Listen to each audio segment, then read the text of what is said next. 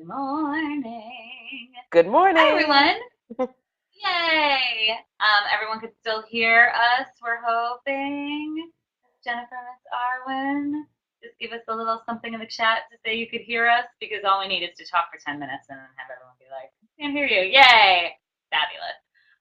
Welcome to a special morning edition of Grown Up Gigs with me, Michelle Ward, the When I Grow Up coach who you know, and Gaia DiLoreto from By Brooklyn, who is a new friend of mine and is fabulous. And so excited that you're here. Thank you so much, Gaia. Thank you. Yay! So I want to start how I start all my grown-up gigs is a question that I feel like I have to ask by law, which is when you were little, what did you want to be when you grew up? What was kind of the dream? How would you answer that question when you were younger? I very clearly remember when I turned 10 years old, I was with my childhood best friend and we talked about what we wanted to be when we grew up. And I announced that I wanted to be in computers. In some way, shape, or form, I wanted to be working with computers. And at that point, Okay. computers didn't really exist in the way we know them now. So that's what I wanted to be when I grew up. Ah, that's so funny. What did that mean to you? Like, did you know at that point when you were 10? I had no idea what it meant. I think back then, again, like the internet didn't exist, none of that existed. I think it just meant I was going to be programming or just, I would just know what computers did and how to make them work. I think it was, I didn't, I don't really think I knew. I just knew that it was a good, I thought it was a good vision of the future and I wanted to be a part of that future. Ugh. I feel like it's such a little kid thing to say to mimic the grown-ups that we hear to be like, I want to be in computers. Sounds like just something a grown-up would say, I'm in computers, and a little kid would be like, oh, that sounds fun. Of course, the funny thing is, I did end up in computers. So my childhood dream came true, but wasn't so much a dream. Yeah. Ooh, so talk us through that. So when you were 10, you wanted to be in computers. Where did that kind of lead you to college and jobs beyond that? Well, so I actually didn't pursue computers. That was what I had, thrown out to the world at 10 years old. But when I went to college, I very clearly knew that I wanted to study sociology. I love the study of people and groups and social dynamics. And so I went to a school that had a good sociology program, Trinity College up in Hartford, Connecticut, which was the biggest culture shock of my entire life. I grew up in Santa Fe, New Mexico, so I wasn't accustomed to that New England uh, private school privileged life at all. Yeah, right. But I went to a very, very good school and I got an incredible education and stuck with the sociology and really uh, ended up using that. My first job out of college, I was a union organizer for the Hotel and Restaurant Employees Union. So Oh, nothing to do wow. with computers at all. Not at all. Not at all. And so sociologically, is there a Oh, con- connection it there? was, yeah, I mean, it was really the kind of, this idea of working with groups of people and, there's the social work aspect, which I did also appreciate and enjoy about sociology, just kind of how groups can work together to help each other out. So that was great. And I loved the job. It was fantastic. It was really meaningful and productive and constructive and I saw people's lives changed because of the work that I was able to do with them. I also got completely burnt out. Uh, Hmm. so that's what led me to New York City. And, that's a whole nother chapter of my life that is kind of fun and crazy. Yeah. Ooh. So what? I feel like we're going on like the little chronological timeline of Gaia. Um. We So are, and it so doesn't you have to be you chronological. I mean, I think if again, another something about growing up that was, I think, really special is my mother was a excellent cook. She still is to this day, but she was an amazing chef, and she wouldn't call herself a chef. But part of it is we always had this just tremendous garden um, that had just was an abundance of everything you could possibly imagine coming out of a garden. So part of my childhood and part of my life experience has always been being able to appreciate really fresh, quality, great food. I was the weird kid that took nori strips, the sushi strips, as snack in my Oh, lunch. At an elementary school in Santa Fe, New Mexico. That's kind of odd, but she always gave me that exposure, and that's ultimately what ended up driving me to move to New York City. Is that I thought I wanted to become a chef and go to culinary school. So ooh, so how did food come back into your life from working with these unions? when I was well, the union, was the hotel and restaurant employees union, and the people that I had been working with primarily were cafeteria workers.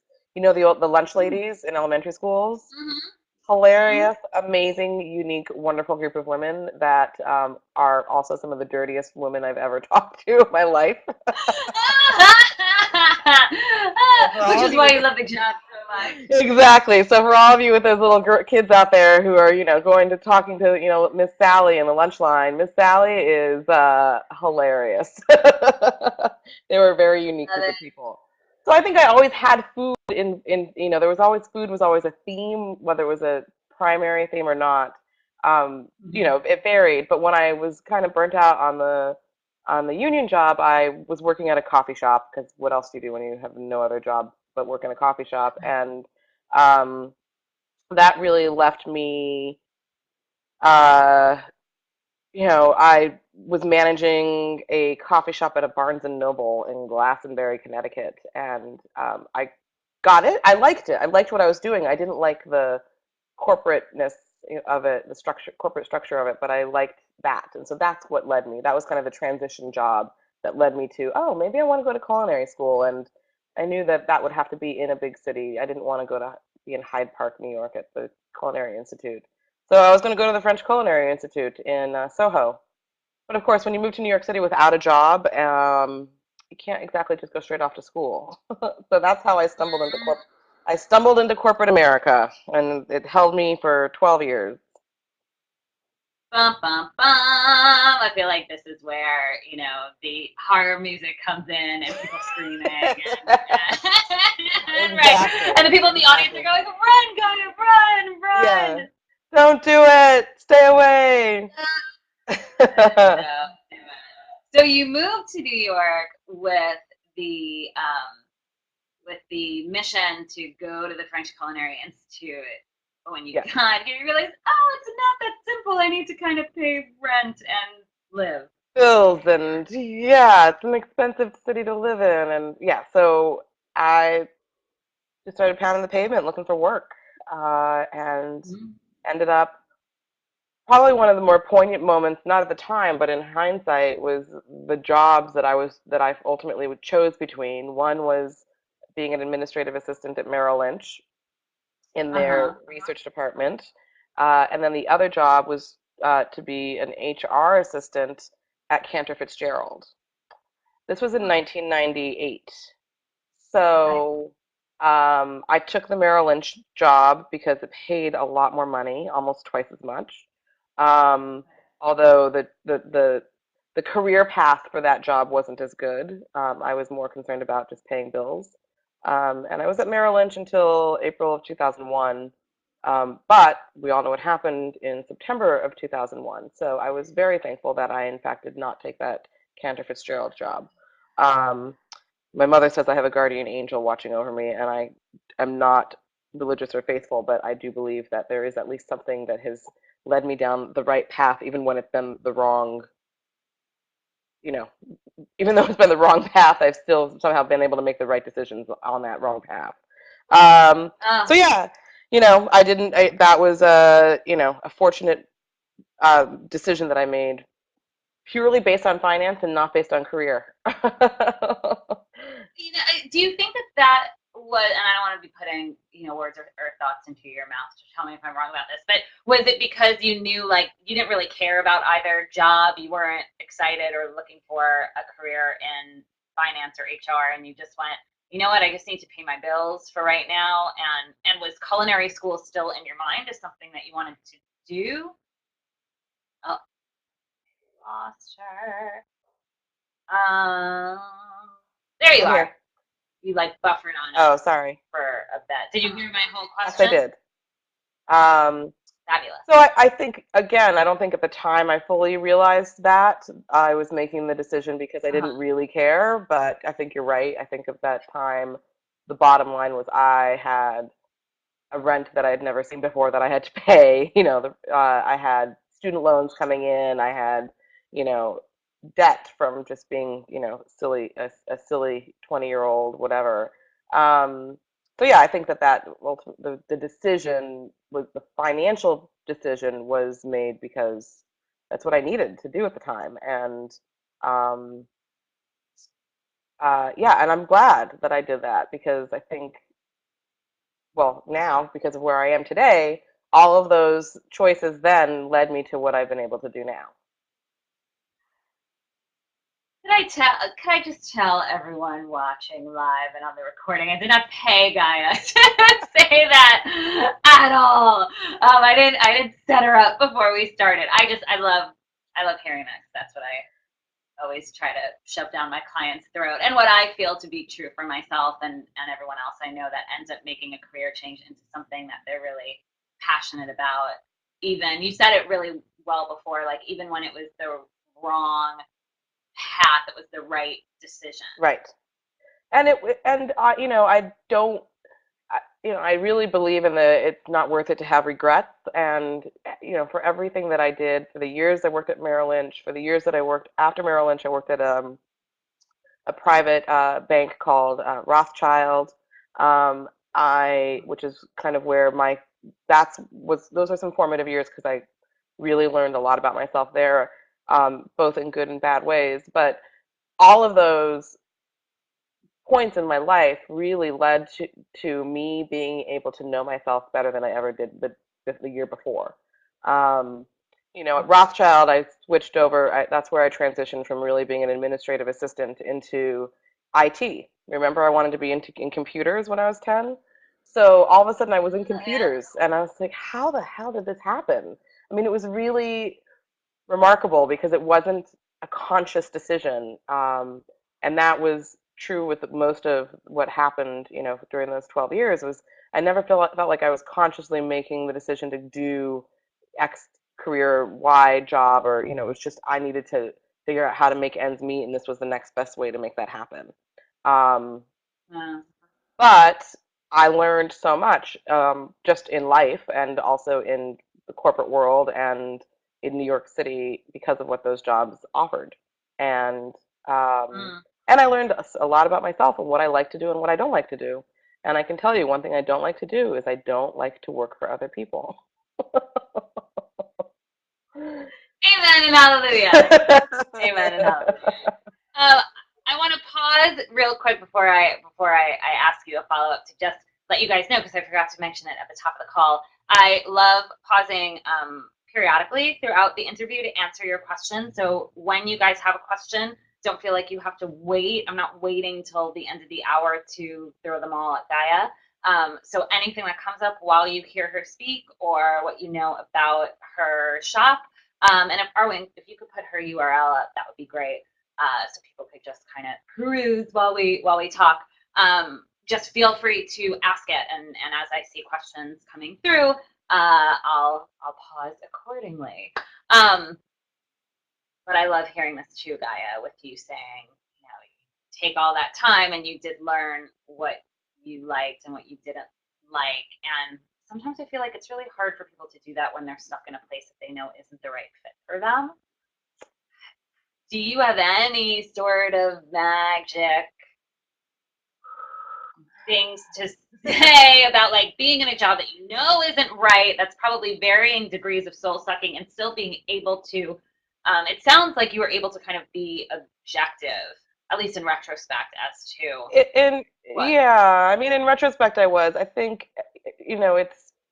I think it's about. There's a lot to be said for just work ethic and fortitude and understanding that especially in this day and age where so many people are all about instant gratification, that you got to put your time in to earn what you're gonna, to earn it, to earn life, to earn happiness and satisfaction. It's not an instant and it's not a constant, and you also can't appreciate what that is unless you haven't had it. And I don't mean that in Mm-hmm. like you need to be, for instance, my last job, managing an IT help desk at an insurance company, I had a terrible, terrible relationship with my boss, and to the point where it was like pretty abusive to be honest. No one should have to put up with that, and I only did because I at that point was at such a soul sucked state of life that I didn't have the objectivity to see that this was not good for me. But it made me a stronger person when I was finally able to realize and wake up and say that this is not acceptable. Um, and I think it makes me a better boss because I was treated so poorly. It also gave me some really great leverage when I left. So, I that was where the objectivity came in. Mm-hmm. No, it's fabulous. It's sometimes obviously it's much easier said than done, but to kind of step outside yourself and be able to look so objectively at your situation. We have a Check friend. out your This cat. is Guido, everybody. Guido is trying to figure out what's going on. Oh, it was so funny because he just kind of like we just saw head and then we saw body and it was like the perfect cat It was talking. perfect. He's like, "What are you talking? What?" He can't figure out what I'm talking to. So, um, What are you talking to? You're alone in your apartment. No, she's not. no, no. Um, but being able to be objective is sometimes just a really good exercise. Even literally to sit down. What is this job giving me? What am I learning? What am I liking? What am I not liking? What am I taking away from this? And for that, what is this job doing to me physically? I mean, I was physically becoming ill because it was such a terrible place, um, and what the clarity came to me that I couldn't be in that job and figure out what the next step of my life was going to be, the next chapter in my life, because it was so all consuming. I had to leave the job before I knew what the next step would be, knowing that that was kind of this very scary open abyss of not knowing. I had to do that for myself because there was just no way I could stay. I couldn't think clearly enough and have the space that I needed, especially emotionally, in order to figure out what I wanted to do while I was there. Mm. So, what was that breaking point like, and how did you set yourself up? I know that's like the scariest thing when my clients come to me and know they have to leave, and but they don't have a backup. Hmm. That I know is the scariest thing. So, if you could talk about how you wrap your head around that, that would be awesome. Well, I mean, like I said, because the situation had gotten so bad, when I finally, I, I guess I don't give myself enough credit for the kind of how I positioned myself before I finally did make the jump.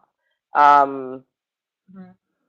uh, I had been talking to my boss's boss, who was pretty much on my side, but wouldn't really take any action. So when I was finally ready to leave, I said, I need to leave. I can't work here anymore. They desperately wanted me to stay with the company, understanding that the position I was in wasn't right for me. I said, nope. I have to. It's not just about the position; it's about the company. I have to leave now. Um, and these are the reasons why. Basically, you guys have made me so sick that I can't work, and Right. that could be a workers' comp claim. So instead of me filing a workers' comp claim, why don't we just make this really easy for all of us? And they didn't challenge my unemployment claim, and they paid for Cobra for 6 months. Uh, So that when was. I felt like I was the one in a position of power and leverage, and um, that was just, that was October of 2008. Or was it 2009? No, October of 2009, and it was like the most empowering day of my life. That I'm walking Mm. out of there, going and getting my iPhone, going back and dropping off my BlackBerry, which I had called my personal taser, and walking away and never having to look back. Did you feel, because that was still kind of the beginning ish of the recession, and you hear lots of chatter from people that love and support you as to like, what are you doing? This is a stable job. You're not going to be able to find anything else. You're crazy. La la la la la. All that wonderful stuff. That wasn't even, honestly, I was in such a terrible place, none of that mattered. It just didn't. Mm, And I I think also even though we knew it was a terrible recession, the full impact of it wasn't really felt until I think another year. Um, uh, and so I was I was slightly oblivious to it, but I also mm, it didn't really matter. It, and I think that to me was the most important piece is that it could have been, mm, and it was, probably one of the worst depressions we've had outside of the Great Depression. It didn't matter. I couldn't do what I was mm, doing. Honestly, I wouldn't be here today if I'd stayed in that job. Like that's how yeah. terrible it was. Right. So it was do Right. that, or if I have to, beg and plead and ask my mom to help me pay my mortgage and work in coffee shops again and whatever, I would have done whatever it took, but I couldn't do that anymore. So I think for me, I really got to my breaking point and I got to my bottom, and so it didn't really, that fear that of taking that leap of faith and taking that risk of walking away from the steady paycheck was so outweighed by just how terrible the job was. Didn't matter. I had to go. Mm, mm. And it was, You're at that point. yeah, you just can't do it. Right. Right. I hear you. I hear you. And I wish more people would, I guess, trust that when you leap, the net will appear in a lot of ways. Um, and that they know that there are people that they can lean on. But to know when you're at such a breaking point that like anything's going to be better than staying in this job Yes, because physically and mentally, exactly. it's taking its toll on you. Yep. I think a lot of us have been there before. I've been there before too. It was just like anything else that could get me out of here is, needs to happen. Yes. You walked into that office October 2009. You you got that leverage. You got unemployment. You got 6 months of Cobra, which is we're paying Cobra now.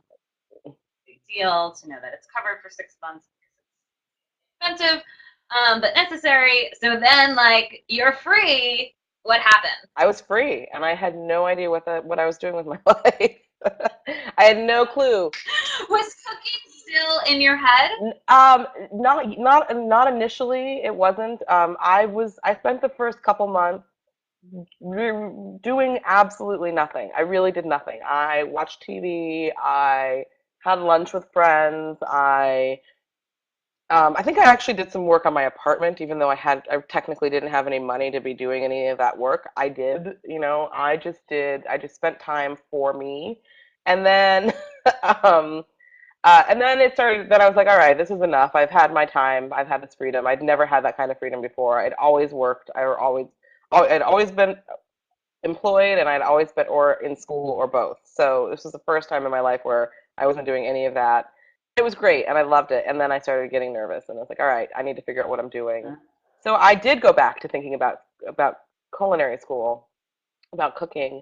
But I really thought about it and I knew that I didn't want to spend I still had a passion for food and but I knew I didn't want to actually be the one in a restaurant or a commercial kitchen doing the cooking. Um, Hmm. I love to cook, and I wanted to keep that love. I didn't want to turn that. um, into work. It's a fun passion, it's a fun expression outside of everything else, and I wanted to keep that. So, but I still liked that idea of food. So I just started researching, and actually, I think it was through LinkedIn that I found a connection to someone at the Institute of Culinary Education, and I asked the person to introduce us. And this woman, lovely woman, Anne, took some time out of her day, and we chatted about what her experience had been there and kind of what I was doing and what I was looking for. And she really recommended that I pursue something at that school. And so I looked into it, and I decided I didn't want to do the cooking piece, but I did want to learn the higher level kind of end of the business. And so I did the management program where you learn how to conceptualize, design, and open a restaurant. And so I enrolled in Mm-hmm. that I guess it was March of 2010, um, thinking that that's what I was probably going to do, that I was going to open a restaurant, but that I wouldn't be the cook. I wouldn't be the chef, but I would be the restaurateur. Right, right, Oh, I was so naive.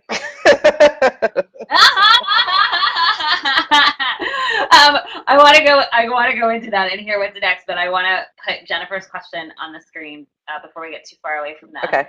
Um, when you talk about, so she asked, so did that freedom to do nothing get you out of that sad depression-y time and get you motivated again? Absolutely. I mean, it was, when I was still in that job, it was a sad depression time. It was depression. There's no question. And I couldn't get out of bed. It was so hard to get out of bed. Once I didn't have that, I could get out of bed in a heartbeat. It was easy. I didn't have a problem. So it was really taking that negative force out of my life, and um, and having that flexibility and that um, really lack of pressure. I had enough money to survive for a few months. I had enough, just, I wasn't desperately looking for the next, you know, uh, electric bill. Like I knew I was okay enough that I could float for a few months. And that, again, like I said, I'd never had that freedom before, and that was absolutely remarkable. And it gave me the space that I needed to decompress and to refocus, reevaluate, refocus. And, I was really lucky that I had it. Although I worked for it, too. So, yeah, it gave me that freedom that I needed. Right, fabulous. And Jennifer's just saying as a follow up, it's such a blessing. So glad the loss of your job freed you from that. Thank you. Yes. And it was a major, I mean, there were other aspects to it as well, but that was a major one. I have to say that 2 years later, I got a Facebook message from one of my former employees telling me that my boss had been fired and walked out of the building, and I had a celebratory drink that night. It You was, know, I had a similar boss who, and this always blows my mind, and I hear stories like this all the time. Who, even though multiple people, when they said that they were going to quit, and they said, "Why are you leaving?" They'll say, "Because of this guy." yep.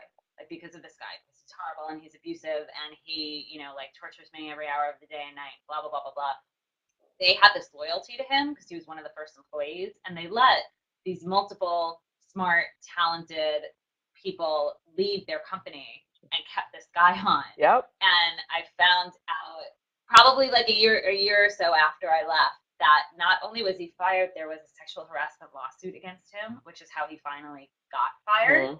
Hmm. Which was just like, talk about getting what's coming to you for him and the company. But he sent out these mass LinkedIn emails that he was looking for another job and he wanted like all of us to write him testimonials. And the first one I ignored, and the first one I ignored, and the second one I ignored, and the third one I wrote something that was so scathing, that felt so good, that is so out of my character. But I just said to him, like, you gave me countless sleepless nights. You made me psychosomatic. You were, verbally abusive, and I would never in a million years write any sort of testimonial for you. I hope that like you never get hired again. Don't ever contact Yeah. me. And I never heard from him again. And it was like the most freeing. And I sent it to my like former coworkers who all just felt the same way about him. I'm like, look what I wrote to him. Ah, it felt so good. It Yeah. felt so good. No, absolutely. I mean that not that's a very it's the same story. I mean, but he got my Yeah, former boss right. got fired because 9 people in a 6 week period left, and they couldn't really ignore that. So that doesn't count me who had left 2 years before. There are plenty of people, Right. but Right. It blows my mind. Like, how could you let so many people walk out the door saying, this is the reason why I'm leaving, and let that person stay on? right. It doesn't. Bad leadership. Bad leadership. Yeah, really, really. Okay, good. So continuing through the story, we're gonna get to like Ah, the goods of where you are now and how you landed. But so you left that job October 2009. Around March 2010, you enrolled in this program and I think we ended on like, oh, I thought I was gonna open up a restaurant and be a restaurateur. I was so naive. what what happened to bring you to that realization that either wasn't going to work or wasn't what you wanted to do? it was a combination of it wasn't going to work and it wasn't really what I wanted to do. It was, uh, I think I had some of that glamour, the glamorous notion of what it is to own a restaurant, and it's fun and it's sexy, and oh, isn't this just so easy? And I mean, I knew beyond that, I knew that there was a lot of hard work behind it, but doing this course, more not the program itself, but the people around me. I was the second Uh, oldest person in a class of about 15, and the ages range from someone just out of high school at 19, mostly people in their early 20s, and then me in my mid 30s, and then one woman in her mid 40s. And it was just amazing right. to like be in that environment and see this perspective that was coming into the program that was relatively new and part of the whole, celebrity chefdom that people are now exposed to and think is so easy to accomplish. And the reality is it's not unless you have a ton of money. Um, Right. but so it was that, and I realized that the only way to really the only way to really be open a restaurant, run a restaurant, have a restaurant is if you really are passionate about it. And I didn't have that passion. Um, Mm, I was having a hard time working on my concept. I didn't really believe in it. I liked it. I still think it's a kind of an interesting idea, but I didn't really believe in it enough to really put everything on the line for it. But right. I also realized through this program, I was able to learn so much about myself and about my skills and talents that I had never been able to see before because they'd been so stifled in the previous jobs that I'd held. I'd been so pigeonholed as Mm, the administrative assistant or as the IT person or as, just like, or honestly, as a woman in corporate America that I hadn't really been able to see who I was and what my skills were and what my strengths were and how those could be applied in the real world. I realized I am an incredible networker. I have a vast network of people. I'm really good at connecting to people. Like, and I learned that through this program. I was able to invite. This was right when all these kind of daily, weekly email newsletters started going out about anything and everything, daily candy, and uh-huh. all those emails. And my upstairs neighbor was the founding editor of Tasting Table, and the only reason why I knew that is because I saw his name and Tasting Table on mail in the hallway, and I stopped him and I introduced myself. um, but then I was able to have him come and speak to my class, and the class thought it was the coolest thing ever because here's this like new media, guy who, had this cool job, but he talked about how he got there, which was hard work. So the point being, like, started realizing that I had these different skills, and but that it probably wouldn't apply. I didn't want to do that, apply that to a restaurant. I didn't know what it would be, but then I gave myself permission to just enjoy the course and really take what I could from it, and which was as much as I possibly could, and apply that in the rest of my life. So I started exploring, all the food scene in New York and Brooklyn in particular, and going to farmers markets and urban gardens and different food events. I volunteered for Edible Manhattan for a couple of events just to kind of get in there and kind of see, well, all right, it's not the restaurant world that I want to be involved in, but I'm still interested in this food world. How do I get in, and what is that going to look like? How am I going to be a part of that? Um, so, I'm hugging the computer, which is like hugging you because I just need to like put it in big bold letters.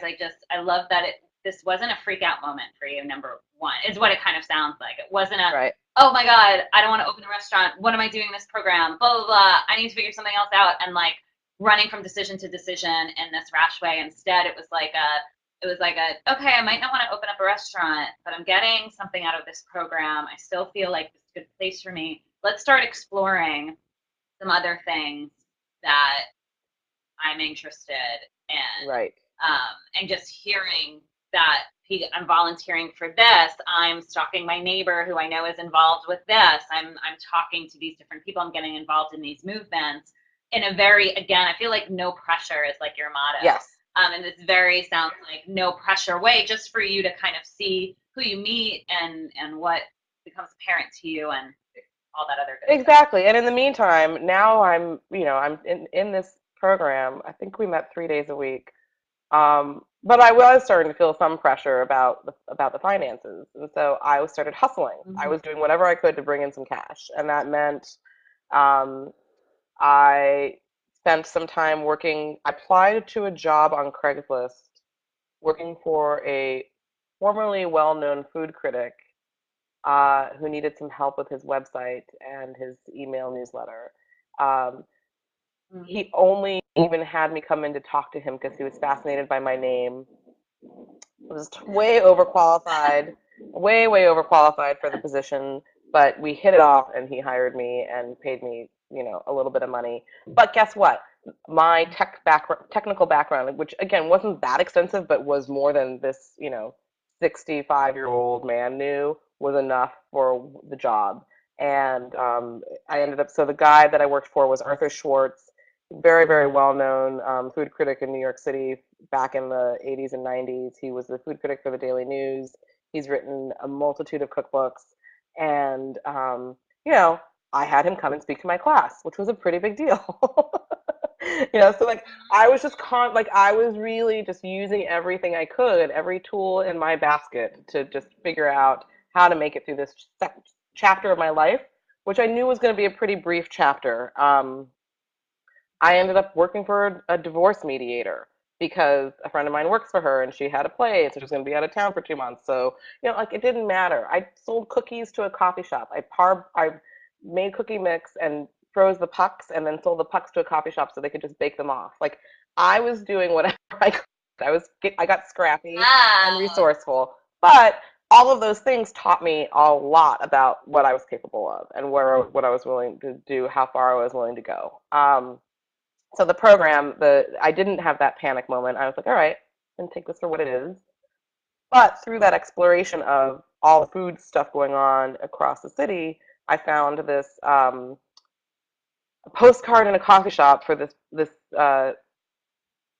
I don't even know what you would call it. It was a website called Nona Brooklyn, and I was like, this looks interesting. It's all about food in Brooklyn. Okay, I'll sign up.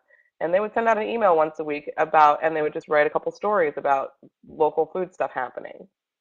Cute. I liked it. It was fun.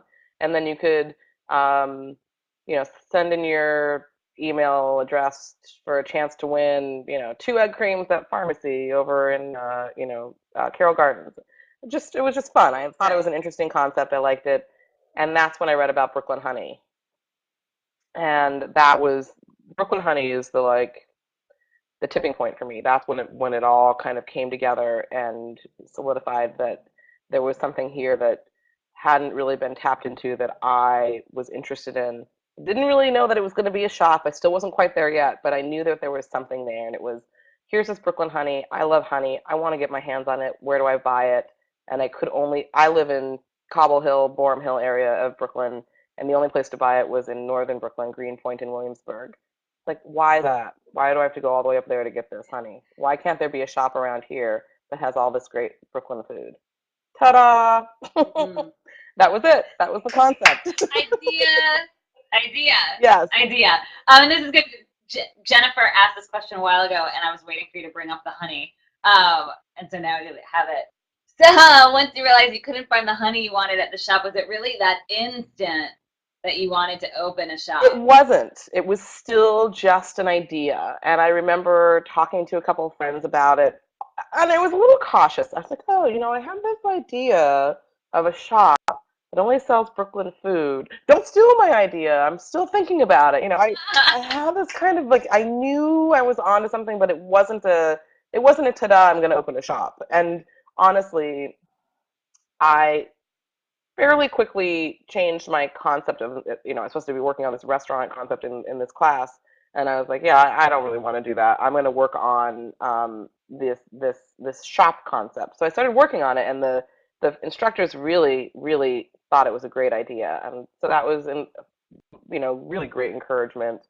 And so I did. I worked on this concept, and I worked on a business plan, and I, started looking at product that I would source, and realized that it wouldn't just be food if this was really going to be a true Brooklyn store. That had to be all this other stuff. That had to be other product. It had to be T-shirts, and it had to be jewelry, and it had to be books. And I still didn't think I was opening this, though. I still didn't have that. Uh-huh, uh-huh, uh-huh. It wasn't that real to me. This was a school project. Mm, Um, mm. and then when I finished it, and I finished the program in October of 2010, I thought, well, all right, now what do I do? I've given myself my time and permission to kind of screw around and find myself. Now what? And it took me a good 2 months. It wasn't until January where I was like, all right, well, I guess this is what I'm doing. I guess this is what's happening. Um, and then I realized, and I'm also running out of money, so I need to make something happen fast. And I did, and I opened on April 30th of 2011. So Wow, blows my mind. yeah, me too. Blows my Me mind. too. And I'm laughing over here because because I'm hearing you reinforce for me that a lot of the time, what we want to be doing and what we know we're going to be kind of passionate about doing, sometimes we're very like resistant to it, or it's kind of one of those things that and usually it's the hardest choice, to know like, oh, am I really going to be a life coach? Am I really going to open up this shop in Brooklyn? Like that's pretty much the hardest route I could take.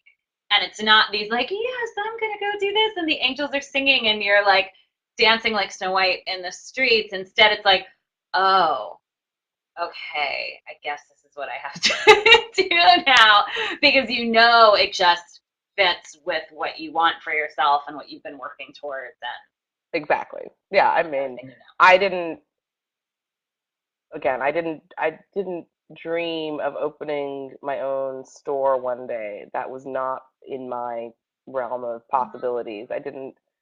Um, Even when I did finally open the store the first day, I remember being there, grand opening, people are buying stuff, and I have to all of a sudden I'm like, oh wait, I'm ringing a sale and taking cash. Like this. Oh, I have a retail store. I had not really thought about it that way. I was still thinking about it in this kind of general concept of this is really cool place where you can get all these really cool things that are made in Brooklyn. I wasn't thinking of now. myself as a retailer, and I still don't really truly define myself as a retailer because I think it's so much more than that. But yeah, I mean I didn't really know. I had no idea what I was doing, but I did it, and had to learn very quickly. Well, that timeline is pretty unbelievable. So you made the decision in January 2011. Okay, I guess I'm gonna open up the store or whatever you kind of set in your mind, and then in April it was open. Yes. Yeah, kind of went from 0 to 60 really fast, and I spent about a month and a half looking for a space in Dumbo. That was the original location for the concept. and was getting very frustrated and feeling very much like this is just not even possible. It's not going to happen. And then once I gave up on Dumbo and gave myself permission to look elsewhere, it just fell into place. As soon as I knew, as soon as I started, as soon as I shifted my focus to either my neighborhood or Park Slope, it was like everything that was supposed to happen happened, and I found the perfect space, and I had a great connection with the real estate agent, and I had a great connection with the landlord and his family, and um, I mean, they never even asked for my financials. This is how perfect things I can got an get. apartment like that. I Yeah, mean, this is yeah, a, you know, I'm, you know, this is a 5-year lease on a commercial space on Smith Street, which is pretty hot, market right. even during the recession. And they never even asked me for Right. my social security number. I mean, so, it was, I mean, it's like I said, as soon as I was on the exact right path with this concept, it just all fell into place. And that includes how I found product. People started coming to me. Um, I found someone to work for me who started off just on a project by project basis because she was unemployed and looking for to help out, and now she's my right hand person, hands down, no questions asked. Like it just, I again, as soon as I got on that right path, everything just started falling into place, and it's been that way ever since. Um, I just love this more than words. In those 4 months though, and I'm looking at the time, and I Jennifer, I see your questions. If anyone else has any questions, definitely post them now. This has been like the quickest hour ever in the world. But I'd love to just hear like a little bit more about this 4 month timeline from deciding to open up the store to actually opening up the store, because it sounds like too you didn't find the space until like March, Found the space in mid March. February, Found the March. space in March. I couldn't actually physically get into the space until April 1st. Um, Okay. Again, I got really lucky in that what was the work that was required on the space was pretty limited, pretty minimal. I didn't have a lot of build out to do. I had some great friends that came through and helped me do the demolition that was required. I had a good friend who helped me find an architect who gave me a really great design concept, really inexpensive, and he connected me to a really great contractor who was able to do the work for a really good price. Um, so it was all pretty quick and I mean really fast. I was still the week before opening. I still stuff fixtures are still being put up. I mean there was not a lot of time. I feel like I had time that I didn't use well, and then all of a sudden it was just like, all right, well now it's the crunch time, and no matter what happens, I have to open these doors even if we're not ready because I need to start making money because I need to start making money, you know. So it was a very, very crazy, weird little time crunch. I even did a quick little Indiegogo campaign where I raised a few $1,000s to help finance, to help buy inventory. But I also really reached out to people and asked if they could, help me out with buying their product. Can I pay you in 15 days or in 30 days instead of on delivery? Can I pay you? Can I, sell your jewelry on consignment instead of buying it outright initially because I'm just getting started. Um, and people were really great and cooperative and really excited about it. I think there were a few people who were like, "Wait, you're doing what?" But um, it I also got the timing was such that was so perfect. Someone with asked permission, and I said, okay, tipped off brownstoner.com that I was going to be opening. There's a Brooklyn store was opening, and that ended up like setting off the media frenzy. So I had a ton of media who that was interested in talking to me and talking about the concept. So that was really great. So people knew about the store pretty quickly. Um, so it just, again, things just really fell into place and they just happened so fast. And it was just like, all right, well, this is what you have to do. And it seems so. No bank loans, no, No bank loans. nothing that big. It sounds like Yeah, right. I mean, banks will only give you a loan if you already have, if you can already prove revenue, which you can't prove if you're not open yet. So Bank loans are BS. Mhm. Our government insistence that they support the small businesses and opening of small businesses and it's bullshit, and I call bullshit. You know me, I like to call bullshit. Um, there is no such thing as financing for small businesses. That's why Kickstarter and Indiegogo and Lucky Ant and all these crowdsourcing companies exist. Mhm. It's because you can't get the loans. And as far as personal, I cleared out my 401k. That's how I got my store open. That's what I did. I read the 4 Hour Work Week. He said, "What's the point of saving up for retirement? We're all going to be working when we retire anyway. Clear it out." And I was like, "All right, I like that. I'm going to do it." Tim uh, Ferriss. Tim Ferriss. don't agree with everything he says. That one I was like, "Yeah, I'll take that one. Sure." Well, it also I think goes to show, and totally against the stereotype of New Yorkers, which I always like to disprove whenever I can. I mean, it just seems like every single person you were in contact with about the shop was nice and kind and wonderful and accommodating and genuine. And when those doors open in that way, and you have those connections where you're getting referrals and people aren't charging you millions of dollars, and they're extending due dates and Hmm. so on and so forth. I mean, obviously, it makes it so much easier to do business and get Absolutely. things done. Absolutely. And I think, To me. people ask me, well, did you have a PR agent? I said, no, I don't have a PR agent. The best, my PR agent is the story of what the store is, the concept, and that sells itself. And you shouldn't have to have anything beyond that. If you can't, I mean, I had one friend who helped get me an article placed in the Daily News, and beyond that, any piece of press that I've had has been just generated out of whatever has happened with the store. And I mean, I'm not just sitting back and waiting for it to come to me. I'm constantly working Right. hard to keep the store on people's radar. But Yeah. anyway, Right. it's been a dream. Yeah. Yeah. I'm putting this up for Jen, from Jennifer again. Is every single product from artists in Brooklyn, or any of them Brooklyn themed products from artists in other boroughs of New York City? So everything in the store is made in Brooklyn. So I do have a couple of artists who live in Manhattan, but their studios are in Brooklyn. The requirement is that the product must be made in Brooklyn. It doesn't, and over the last 2.5 years, the mission of my store has evolved, and now I say the mission is twofold. First and foremost is to promote and support the creation of jobs in Brooklyn, and by Mm. doing that, by selling products that are manufactured in Brooklyn, that's what I'm doing.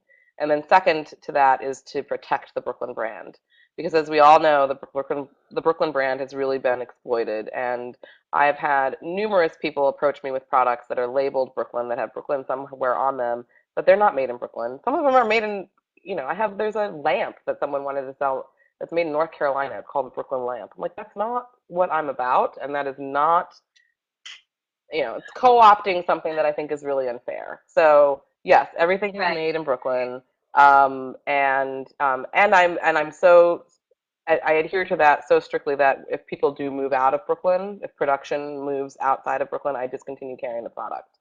And that can be a little Wow. scary, but for me, because then it's like, well, eventually, does that mean that everyone's going to move?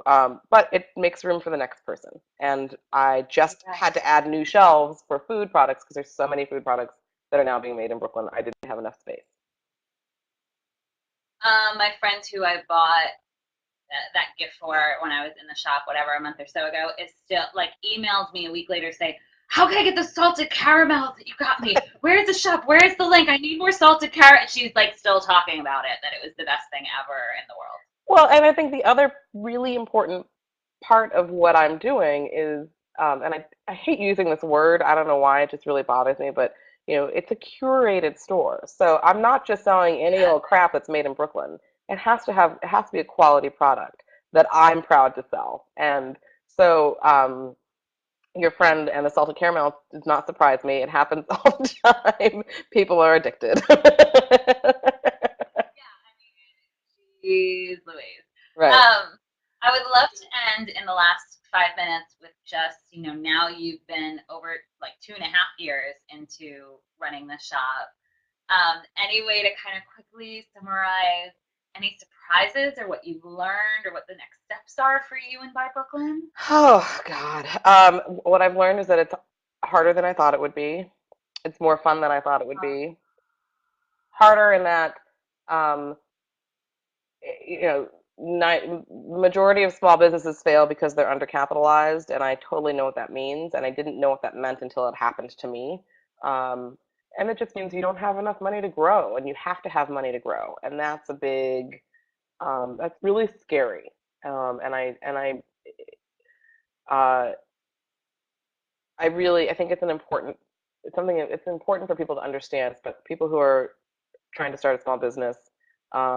When I opened my doors, I knew that that wasn't it. I knew that opening the doors of By Brooklyn wasn't the end. It was just the beginning of what this concept would be. So I opened the doors, and then a few months later, I started the website. Um, we started the following summer. We started having events in the backyard that I was so lucky to get with the space. Um, Greatest space ever. Really fun, doing really fun things back there. Really just, you know, getting more and more involved. I'm on on Thursday. I'm a judge on a panel for the best products made in Brooklyn for the Chamber of Commerce. Um, you know, Cool. it's just like these are the things that it's about really pushing it forward and pushing the brand forward. And does it mean another brick and mortar? More than likely not. Brick and mortars are incredibly capital intensive, but does it mean creating other aspects of the brand? Absolutely. And does it mean creating other aspects of my brand, like me as a brand? Absolutely. I'm starting to understand more and more that there's part of this process isn't just about the store, but it's about me and my growth and my development. And I still am passionate about people and helping people. And so, helping people understand and, you know, what they're doing and help them with what they're doing, I think is another piece of what I'd like to do. I love this times a million because I think it just goes to prove too that even when you do something that's so tangible, like open up a brick and mortar store, which I feel like is being done less and less Yes, these days, that when people think I want to have a shop, they're going on Etsy, they're going online, they're building something online. But building the brick and mortar seems so definite. And at least for me and the clients that I deal with, very creative, Renaissance soul, multi passionate people. And I think they sometimes feel like, oh, well, if I do something that finite, then like that's going to be forever. That's going to be my next 30 years. I'm not going to be able to do anything else. Um, and I think just hearing you talk about what you've learned and how you see By Brooklyn growing and how you see your own sort of career trajectory growing, things might work in parallel with each other.